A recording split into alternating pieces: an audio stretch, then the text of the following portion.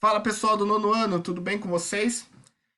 Hoje a gente vai falar um pouco do nosso capítulo 2, Desigualdade, Migrações e Violência no Mundo Atual. Né? Vocês já receberam a apostila 2, né? Mas dá uma segurada aí que a gente vai começar a falar dela daqui 2 semanas. Então essa semana a gente inicia o capítulo 2, na próxima semana a gente finaliza ele, daí na outra semana a gente começa com a nova apostila, ok? Então vamos lá, abram a apostila de vocês na página 35 e ele faz uma reflexão com a gente, né? Fala da questão da desigualdade no mundo. A gente sabe que o mundo é um espaço de bastante desigualdade, né? Existem países com economias bastante desenvolvidas, ricos, onde a população vive bem, né? E existem países onde grande parte da população não tem emprego, passa fome, países onde as condições de vida são precárias para homens, para mulheres, para crianças. Então isso representa uma imensa desigualdade no mundo. E a gente está vendo isso aumentando, né, principalmente no período que a gente está vivendo de pandemia no nosso país, né? As questões sociais se agravando, muitas pessoas sem auxílios, né? E sem emprego, que perderam seus empregos, né? Então isso é uma questão bastante preocupante, né? Seja para o nosso país, ou seja para o mundo. Então o mundo é um espaço desigual, né? Então, lendo aí o segundo parágrafo da página 35, ele fala: a partir da década de 90, com a globalização da economia, as diferenças de qualidade de vida entre os mais ricos e os mais pobres se acentuaram em vários países. Na verdade, o que varia é a intensidade dessas desigualdades. Nos países subdesenvolvidos, uma parte considerável da população vive em pobreza e outra em situação de miséria, pobreza extrema. Nos países desenvolvidos, o percentual da população em situação de pobreza é pequeno, né? Então, como a gente observa aqui nessa tabela ao lado, tem os países com as maiores economias do mundo, né? Segundo os últimos dados aí, que é uma forma da gente classificar os países. Então, a maior economia do mundo hoje é a China, e depois Estados Unidos, a Índia, Japão, a Alemanha e o Brasil. Naquele período era a sétima economia do mundo. Se eu não me engano, isso é dados de 2010, né? Isso mudou um pouco. O Brasil deve ser hoje a 11ª, 12ª, né? Mas vamos levar em consideração esse dado aí. Vamos pegar, por exemplo, a Índia, que é a terceira maior economia aqui nesse período, né? A Índia, ela tem uma economia muito desenvolvida, né? Ela é uma potência científica, né, na área de fármacos, é um país bem industrializado, só que boa parte da população da Índia, ela vive em situação de pobreza ou pobreza extrema. Então, apesar da Índia ser uma economia muito desenvolvida, ela não é um país onde há uma distribuição de renda adequada para a maior parte da população, né? Diferente de outros países. Por exemplo, a gente não pode colocar a Índia como o terceiro melhor país em condição de vida, apesar de ser o terceiro maior economia. Então, essa parte de classificação dos países é muito diferente a gente analisar o PIB e analisar o IDH, que eu vou explicar para vocês o que esses dois dados aí. Por exemplo, na Alemanha, que é uma grande economia também, lá a população tem uma condição de vida melhor, né? Tem direitos trabalhistas assegurados, né? Tem a habitação adequada, educação, saúde, né? Então é meio complicado a gente analisar os países só pelo lado econômico, a gente tem que analisar pelo contexto todo. E uma das formas da gente entender e classificar os países é por meio do seu produto interno bruto, ou PIB, né? Que para medir as desigualdades entre os países são utilizados critérios quantitativos e qualitativos. O PIB é um critério quantitativo. Ele vê o quanto cada país produziu em um período, né? Geralmente é em um ano. Então, o que é o PIB, Produto Interno Bruto? Ele é a somatória de toda a riqueza produzida em um país durante um ano. O PIB pode ser calculado utilizando o câmbio, isto é, transformando o PIB da moeda local de cada país, por exemplo, no Brasil, que é o real, para o correspondente em dólares. Porém, este método causa distorções, principalmente no caso dos países com moeda muito desvalorizada. Então, o PIB ele vai ser a somatória da riqueza desses países, né? Tudo que é produzido aqui, tudo que é negociado, né? Isso que a gente chama de produto interno bruto, né?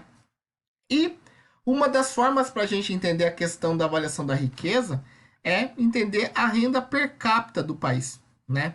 Para encontrar a renda per capita, a gente tem que dividir o PIB pela população do país. A maioria dos países desenvolvidos apresenta renda alta, supera os 20 mil dólares por habitante a cada ano.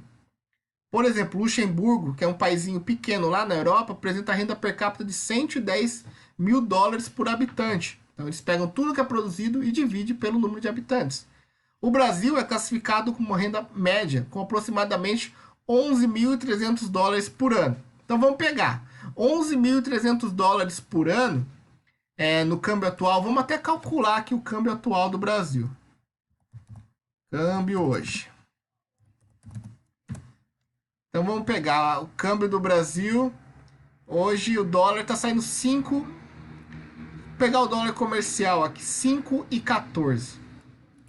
5,14.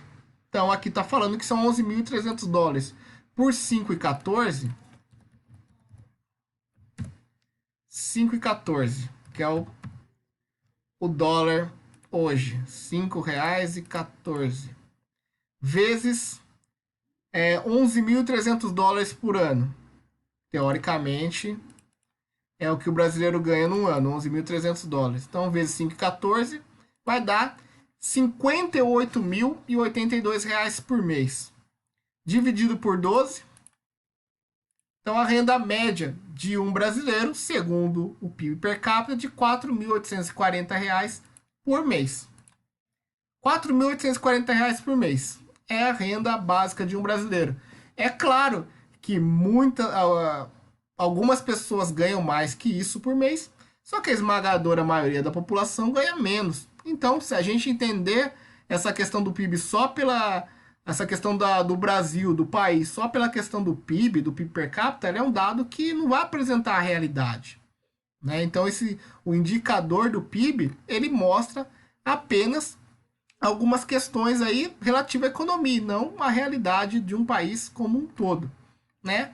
Um dado que vai ser importante para a gente entender, sim, o desenvolvimento, né, de um país, né, levar em consideração as questões sociais, a qualidade de vida, é o IDH, que é outro índice. O PIB, ele é um índice quantitativo, o IDH é um índice qualitativo. O que é o IDH?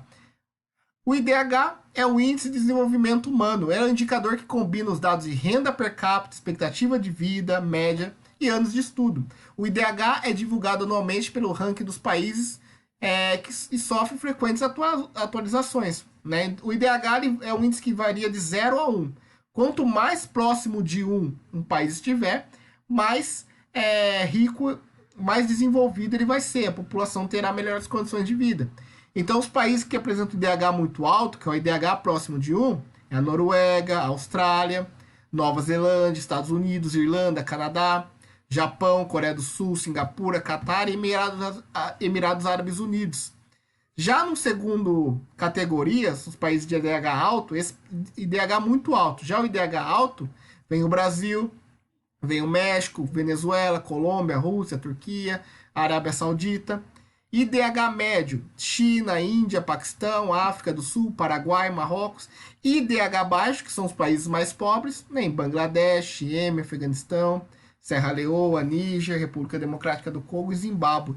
Então, o IDH ele mostra um pouco mais a realidade, porque ele vai mostrar, além da economia, mais a qualidade de vida das pessoas, levando em consideração a expectativa de vida, ou seja, quando uma pessoa nasce, qual é a expectativa de vida que ela tem em determinados países?